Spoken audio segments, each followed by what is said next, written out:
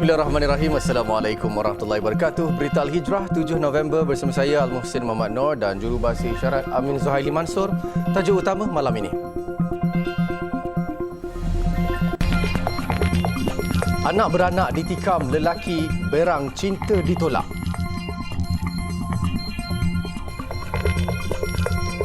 Juga bayi lelaki 7 bulan ditemui tidak sedarkan diri dalam keadaan terlentang dalam buaian.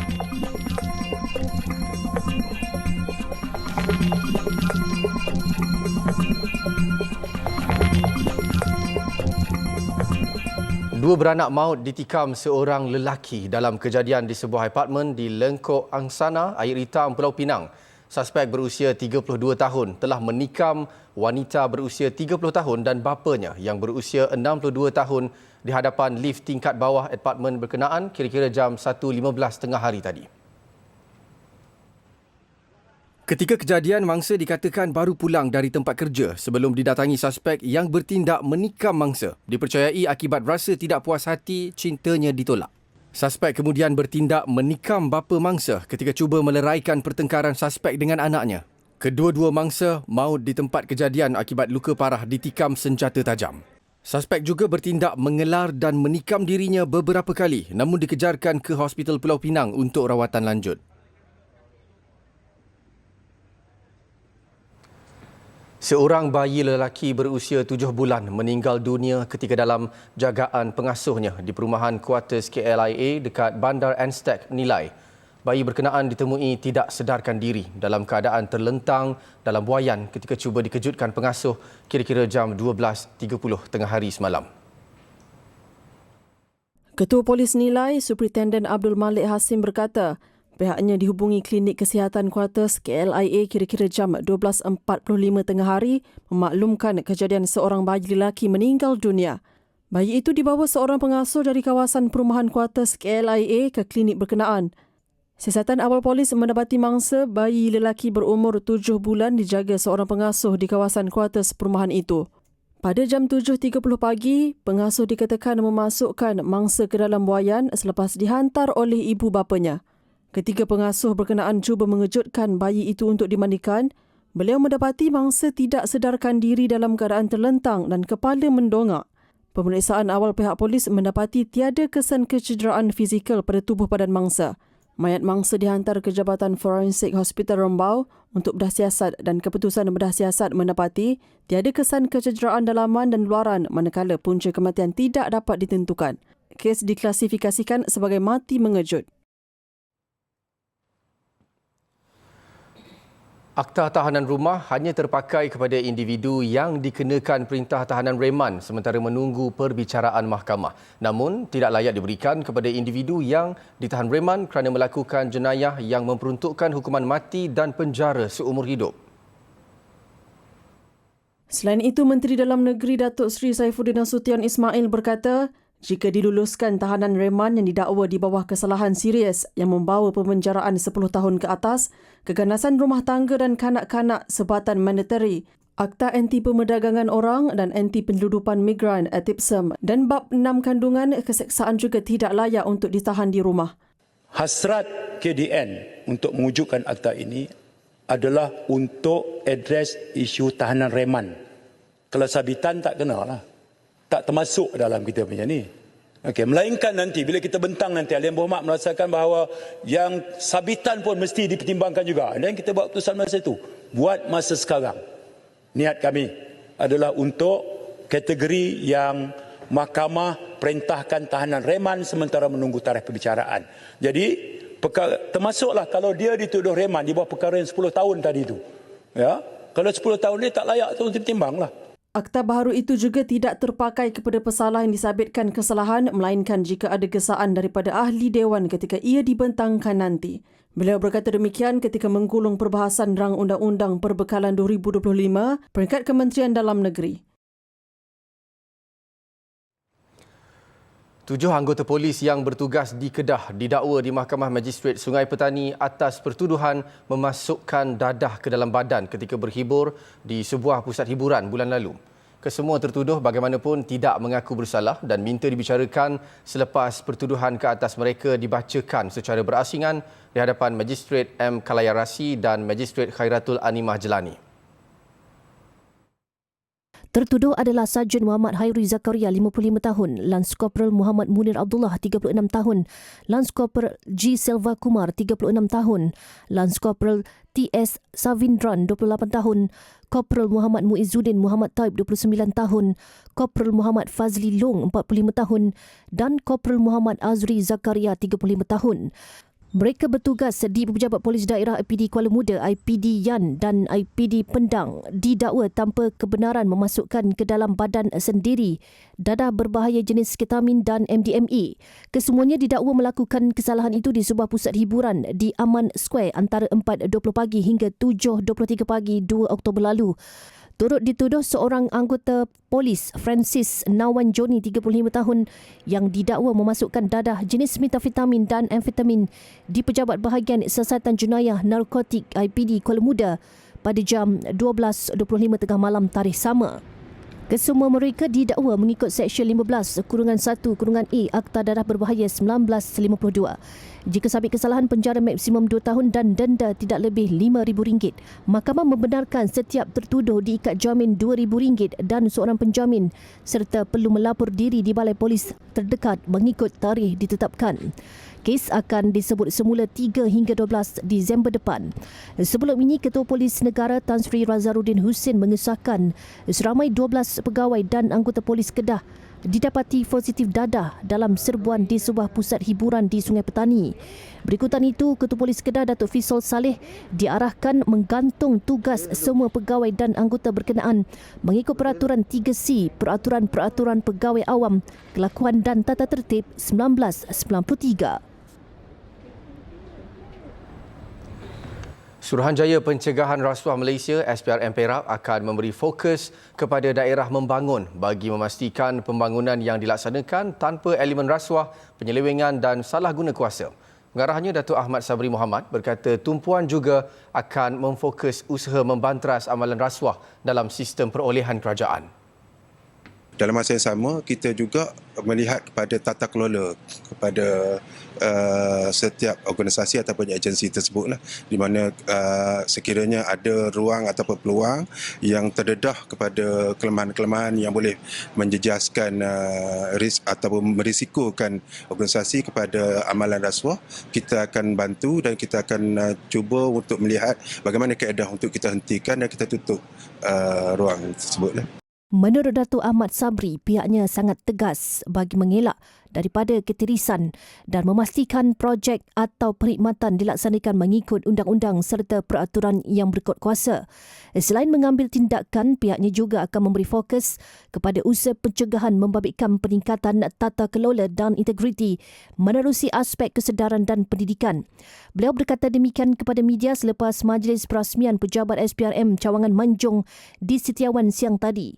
Majlis perasmian dilakukan oleh Timbalan Ketua Pesuruhjaya Pencegahan SPRM Datuk Seri Nur Azlan Muhammad Razali. Pelantikan pengerusi baharu Lembaga Pengarah Universiti Teknologi Mara UiTM bagi menggantikan Profesor Emeritus Datuk Dr. Raduan Cik Rose adalah proses biasa bagi mengisi kekosongan jawatan berkenaan. Menteri Pendidikan Tinggi Datuk Seri Zamri Abdul Kadir berkata pihaknya perlu mencari pengganti baharu sekiranya jawatan itu sudah kosong. No, it's nothing to do with that. When the times come for someone to go, they will go, and then we have to find a replacement. That's quite, it's quite natural for any process of replacement. Beliau ditanya sama ada pelantikan Tan Sri Muhammad Kamil sebagai pengerusi Lembaga Pengarah UiTM yang baharu ada kaitan dengan kes mahkamah yang sedang dihadapi Presiden Majlis Profesor Negara MPN, Profesor Emeritus Datuk Dr. Raduan. Ogos lalu, Datuk Dr. Raduan, 64 tahun yang juga Presiden Majlis Profesor Negara MPN mengaku tidak bersalah atas 7 pertuduhan pecah amanah berjumlah RM271,000 daripada dana majlis itu. Menurut 2 pertuduhan, beliau secara tidak jujur jujur meluluskan transaksi RM71,000 ke dalam akaun bank milik Profesor Datuk Kefli Mahpul. Terdahulu, Datuk Seri Dr. Zamri ditemui selepas menghadiri sesi dialog meja bulat Naib Chancellor Amerika Syarikat Malaysia 2024 di Ibu Negara. Acara itu menyaksikan penglibatan 25 Naib Chancellor dari universiti awam dan swasta serta tokoh dalam sektor pendidikan dalam usaha memperkasa agenda pengantarbangsaan pendidikan tinggi negara. Selain itu, 13 universiti tempatan turut menandatangani memorandum persefahaman MOU bagi kohort kedua tahun ini. Ia bagi mengukuhkan kerjasama dua hala melalui program Fulbright di bawah kelolaan Messi sebagai salah satu wacana pertukaran pelajar terbaik di Malaysia selain memperluas jaringan akademik kedua-dua negara. Turut hadir Duta Besar Amerika Syarikat ke Malaysia, Edgar D. Kagan.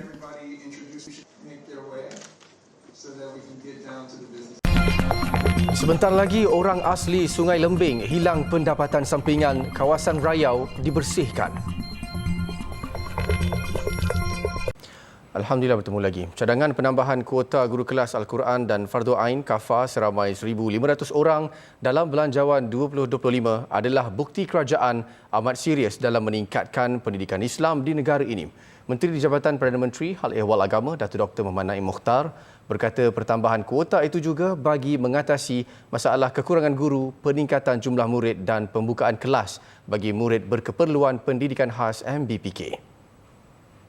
Nisbah guru kepada murid yang dijajarkan satu nisbah 30 bertujuan untuk memastikan elemen keberkesanan dan kualiti pengajaran dan pembelajaran ataupun PDP. Setakat tahun 2024, bilangan guru Kafa adalah seramai 35,000 orang.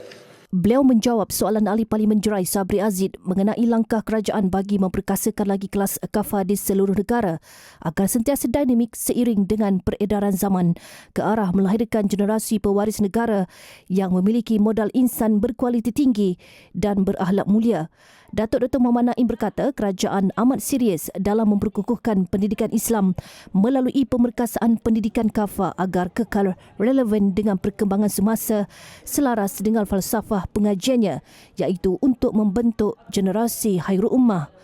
Pelbagai usaha dan pendekatan telah giat dijalankan bagi meningkatkan kualiti pendidikan Kafa sama ada melalui aspek tabir urus dan penyelarasan program latihan kompetensi perguruan, semakan kurikulum dan ko-kurikulum secara berkala, penambahbaikan sistem penilaian prestasi murid dan lain-lain. Bermula tahun depan, peperiksaan pratafis akan dilaksanakan di premis Kafa terpilih dan murid yang terlibat akan dianugerahkan sijil Kafa pratafis yang menjadi nilai tambah kepada sijil ujian penilaian kelas Kafa UPKK sedia ada. Sementara itu, menjawab soalan tambahan Ahli Parlimen Tenggara Manzuri Nasib mengenai kaedah atau mekanisme bagi menapis guru Kafa yang dilantik supaya berpegang dengan Ahli Sunnah wal Jamaah, Datuk Dr. Muhammad Naim berkata JAKIM akan menilai dan mengadakan satu proses yang teliti bagi memastikan guru Kafa yang dilantik benar-benar memahami dan mengikuti aliran itu. Pihak JAKIM akan menilai dan akan mengadakan satu proses yang agak teliti supaya guru-guru Kafa yang dilantik untuk mengajar dan mendidik itu akan benar memahami dan mengikuti aliran falsafah aliran Ahlus Sunnah wal Jamaah. 100 usahawan asnaf di wilayah persekutuan menyertai program pembangunan premis digital anjuran Majlis Agama Islam Wilayah Persekutuan MAWIP dengan kerjasama Mainik Berhad. Menteri di Jabatan Perdana Menteri Datuk Dr. Muhammad Naim Mokhtar berkata program yang menelan dana zakat hampir RM500,000 itu dilaksanakan bagi melahirkan usahawan yang berupaya mengaplikasikan teknik pemasaran digital dalam usaha mengubah kehidupan mereka. 100 usahawan asnaf ini dalam tempoh 2-3 hari ini dan perbelanjaan sebanyak RM472,800 telah disumbangkan oleh pihak MAWIP untuk memastikan 100 orang asnaf ini akan melakukan perubahan dalam kehidupan mereka sebagai seorang peniaga yang berjaya. Jelasnya menerusi program tersebut, setiap peserta diberikan RM40,000 seorang untuk membina laman web perniagaan masing-masing yang sekaligus meningkatkan daya saing usahawan dan membantu mereka menguasai aspek digitalisasi perniagaan. Beliau berkata demikian ketika berucap pada Majlis Perasmian Penutup Pembangunan Premis Digital Usahawan Mawib di Ibu Negara petang tadi. Sementara itu, pemenang utama laman web terbaik bagi program berkenaan, Ahmad Izzat Amir Ahmad Bahiki, berkata dana yang diberikan amat membantunya mengembangkan perniagaan lebih luas di platform digital. Malah dia mendapat hasil jualan bersih hampir RM3,000 sebulan selepas memasuki program tersebut. Saya baru website baru 3 bulan. So dengan ada website ni orang lebih senang untuk kenal bukan kenal saja, untuk tahu info lebih daripada bisnes saya dekat dalam website lah. So saya mostly mau refer lah. So in future insya-Allah orang boleh jual beli dengan dekat dalam website lah. Betul, alhamdulillah dalam 25 ke 30% untuk selepas saya ada website. Lagi senang membantu saya, customer saya pun tak perlu nak banyak tanya dengan saya just perlu tunjuk website je. So orang akan check dan tahu dan terus order lah, senang. Program pembangunan premis digital usahawan Mawib dengan kerjasama MyNick telah diadakan secara 4 siri bermula 20 Julai hingga Ogos lepas. Selain bantuan dana, peserta juga diberikan sesi bimbingan selama 3 bulan dan akan disokong komuniti maya My Community yang turut menyediakan latihan dalam aspek kewangan dan percukaian. Lembaga Zakat Selangor LSZ melancarkan Zakat Aulad Club ZAC sebagai inisiatif memupuk kesedaran serta kepentingan zakat dalam kalangan generasi muda. Ketua Pegawai Eksekutif LZS Muhammad Sabirin Muhammad Sarbini berkata program dengan kerjasama Jabatan Agama Islam Selangor JAIS itu diperkenal sebagai kesinambungan kepada modul pendidikan zakat Selangor MPZS yang diperkenalkan di seluruh sekolah agama naungan JAIS pada Ogos 2022. Bahawa saya dengan ini menunaikan zakat bagi tahun 2024 sebanyak RM1 kerana Allah Ta'ala. Beliau berkata sebagai permulaan, ZAC akan diperkenalkan di 11 buah sekolah rendah agama integrasi SRE di Selangor sebelum diperluaskan pelaksanaannya secara rasmi di sekolah-sekolah bawah JAIS bermula tahun hadapan. Dan sebenarnya perancangan ini dirancangkan agar dapat dilanjutkan kepada sekolah-sekolah kementerian dan juga selanjutnya kepada di IPT institusi pendidikan tinggi khususnya di negeri Selangor pada masa akan datang. Menurutnya lagi, ZAC berperanan sebagai platform pendidikan yang mendalami aspek asas zakat termasuk syarat, keperluan dan peranannya dalam menyokong asnaf serta membentuk kefahaman generasi muda mengenal nilai kemasyarakatan Islam dan proses pengagihan zakat dalam membina masyarakat seimbang. Inisiatif membudayakan zakat melalui pendidikan merupakan antara strategi jangka panjang LZS bagi melahirkan generasi celik zakat dengan memupuk kesedaran awal dalam kalangan pelajar. Sebelum ini, kawasan seluas 121.4 hektar berhampiran perkampungan orang asli Sungai Mas dekat Sungai Lembing diibaratkan seperti syurga buat komuniti orang asli mencari rezeki. Namun kawasan rayau berkenaan mula dibersihkan bagi tujuan pertanian. Abu Junus, 50 tahun berkata, hampir 100 keluarga orang asli yang menetap di sekitar kawasan berkenaan kehilangan sumber pendapatan sampingan mereka. Rotan, akar kayu dan pelbagai jenis herba yang mudah diperoleh untuk dijadikan bahan dagangan suku kaum Jakun dan Mahmeri musnah. Berubahlah, dulu hutan tempat kita cari makan. Tempat kita cari kawasan mana sini dah sumber bila nak mencari rezeki je kat sini lah. Tapi dah sekarang ni nampaknya dah terang-menerang ini tak ada apa. Jadi tak ada apa dah kita nak cari lagi. Abu turut memaklumkan setiap kali hujan, penduduk mula bimbang dengan ancaman banjir lumpur akibat pembersihan hutan di situ. Sementara itu, Timbalan Pengerusi Makmur Relief Rahmat Yahya berkata, pihak bertanggungjawab sepatutnya melakukan sesi libat urus bersama penduduk setempat sebelum meluluskan projek di kawasan yang mempunyai penempatan penduduk, terutamanya perkampungan orang asli. Ia penting bagi mengelak berlaku saling tuding-menuding apabila projek itu dimulakan atau apabila projek itu siap. Maknanya, nombor satu, biar dia orang tahu. Dia orang tahu apa projek yang sedang dibuat di situ. Kemudian yang kedua, apa kesan kepada dia orang tu. Dengan nanti bila hujungnya nanti kita akan ada dipanggil apa? Salah menyalah kan, tuding-menuding kan. Dalam pada itu, wakil syarikat yang turut bersama dalam tinjauan berkenaan menjelaskan pihaknya telah mendapat hak milik sementara bagi kerja pertanian di kawasan terbabit. Yeo Teh Hong memberitahu surat hak milik itu dikeluarkan Pejabat Perbadanan Setiausaha Kerajaan Negeri Pahang pada November 2019 lalu. Justru tidak timbul isu kerja pembersihan tanah di sini dilakukan secara tidak sah. Sebelum ini, Adun Sungai Lembeng Muhammad Ayub Mat Ashri mendedahkan awal bulan lalu beliau menerima aduan daripada pegawai dan anggota pasukan gerakan am PGA mengenai aktiviti pembersihan di situ. Saya menerima surat ini pada 27 Oktober dan pada 5 Oktober saya telah menghantar surat permohonan maklum balas terhadap apa yang telah dibangkitkan oleh PGA ini kepada Yang Amat Berhormat Menteri Besar, Jabatan Alas Sekitar dan beberapa agensi kerajaan yang lain. Jadi sehingga hari ini 7 November belum ada apa-apa maklum balas daripada pihak kerajaan negeri. Tambah Muhammad Ayub, pihak PGA mendakwa kawasan hutan berkenaan sering digunakan untuk tujuan latihan dan operasi pasukan itu. Sebagai seorang Muslim, aspek kebersihan, halalan thayyiban dan patuh syariah pasti menjadi pilihan utama ketika bercuti bersama keluarga. Melalui pengiktirafan daripada MFAR, kita tidak perlu risau lagi kerana hotel, spa, pusat rekreasi dan fasiliti lain yang mendapat pengiktirafan ini pastinya diyakini terjamin dalam semua aspek yang kita mahukan.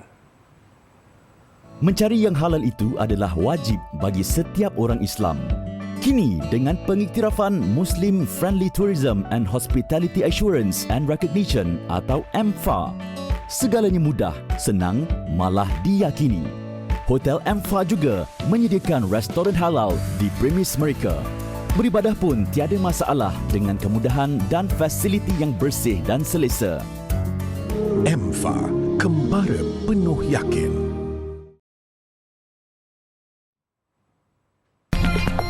Selepas ini, Israel tekad mahu pisahkan bandar Gaza dengan utara wilayah itu.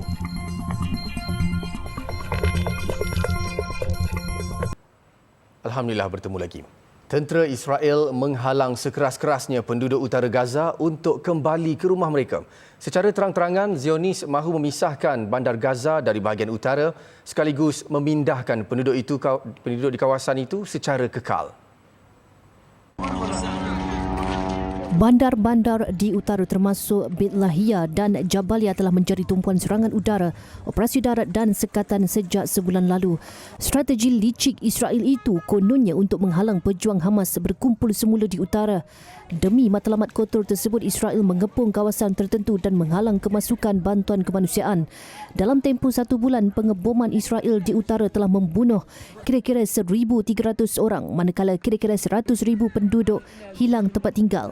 Setakat ini terdapat 95,000 rakyat Gaza masih berada di utara. Malah mereka bimbang untuk keluar dari kawasan itu berikutan risiko ditembak oleh penembak tepat.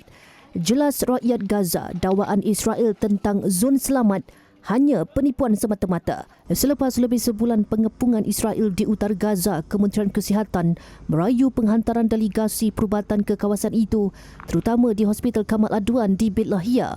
Mereka juga merayu ambulans dan bekalan darah.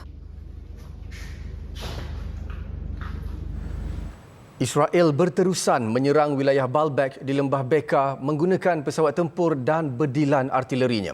Dalam serangan semalam, sekurang-kurangnya 40 dilapor terbunuh. Serangan udara Israel turut memusnahkan sebuah bangunan bersejarah, Manshieh, berhampiran kompleks kuil Baalbek di timur Lubnan. Bangunan ini terletak di kawasan yang diklasifikasikan sebagai tapak warisan dan berasal dari era Uthmaniyah. Serangan turut menyasarkan daerah Dahiyeh di Beirut, menyebabkan kerosakan besar kepada bangunan, infrastruktur dan kemudahan awam. Jalan lapangan terbang dan kejiranan Amerika antara yang paling teruk terjejas. Serangan pesawat tempur dan bedilan artileri Israel turut menjejaskan beberapa bandar dan pekan di seluruh selatan Lubnan. Dalam beberapa minggu kebelakangan ini, serangan udara Israel menyasarkan Baalbek atau City of the Sun yang terkenal dengan tapak arkeologinya yang bermula pada era Rom. Konflik rentas sempadan antara Israel dan Hezbollah masih belum mereda, serentak dengan serangan negara haram itu ke atas Gaza. Penutupan sempadan Rafah menyukarkan perjalanan rakyat Gaza untuk mendapatkan rawatan di negara lain. Mereka terpaksa melalui pintu lintasan Kerem Shalom di selatan Israel dan mengharungi perjalanan darat selama 8 jam untuk tiba di lapangan terbang. Perjalanan darat itu juga disifatkan mencabar kerana hanya dikelilingi padang pasir. معبر رفح مش موجود اصلا، احنا رحنا كرم ابو سالم، ومن كرم ابو سالم على ايلات، بعدين على المطار. الطريق كانت كثير طويله وصعبه، 8 ساعات في الطريق، غير انه طريق كله صحراء وتعب. Asma antara 200 individu yang tiba di lapangan terbang Abu Dhabi, Emirat Arab Bersatu awal pagi tadi waktu tempatan. Pesawat berkenaan membawa 86 pesakit yang ingin mendapatkan rawatan di UAE. Pesakit tersebut turut ditemani 120 waris. Sementara itu, Wakil Pertubuhan Kesihatan Sedunia WHO yang mengiringi perjalanan rakyat Gaza kali ini berkata keadaan di wilayah terkepung itu amat kritikal. I think the situation is desperate, particularly in northern Gaza. It's northern Gaza has been strangled. The people are really suffering. There are not that many people left there, but those that are left there are really struggling. Operasi ini digerakkan dengan kerjasama UAE, WHO dan Kesatuan Eropah. Sekian berita Al-Hijrah untuk malam ini. Saya Al-Muhsin Muhammad Noor dan jurubahasa isyarat Amin Zuhaili Mansur. Assalamualaikum warahmatullahi wabarakatuh dan selamat malam.